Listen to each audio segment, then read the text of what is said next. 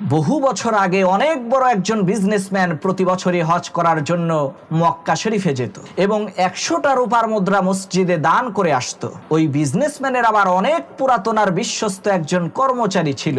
একবার সেই বিজনেসম্যান তার সেই কর্মচারীকে বলল, আমি তো প্রতি বছরই হজে যাই, আর আমার অনুপস্থিতিতে খুবই আমানতদারিতার সাথে তুমি আমার বাড়ি ঘর দেখাশোনা করো। এজন্য আমি চাই এইবার আমার পরিবর্তে তুমি হজে যাও, এতে করে তুমি আল্লাহ তাআলার পবিত্র ঘর আর নবীজির রওজা জিয়ারত করে আসতে পারবা। কর্মচারী তো মহা খুশি। যখন তার রওনা করার সময় আসলো, তখন মালিক তার হাতে 100টা রূপার মুদ্রা দিয়ে বলল, এই রূপার মুদ্রাগুলো তুমি মসজিদের দান বাক্সে ফেলে দিয়ে আসবা। মালিকের কথা অনুযায়ী সেই দিনারগুলো সাথে নিয়ে কর্মচারী হজের উদ্দেশ্যে রওনা করলো। কিছুদিন পর সেই মালিক স্বপ্নের মধ্যে দেখতে পেল কেউ একজন এসে তাকে বলছে, তোমার 98 দিনার খুবই হেফাজতের সহিত আমার কাছে এসে পৌঁছেছে। মালিকের ঘুম ভাঙার সাথে সাথে তিনি খুবই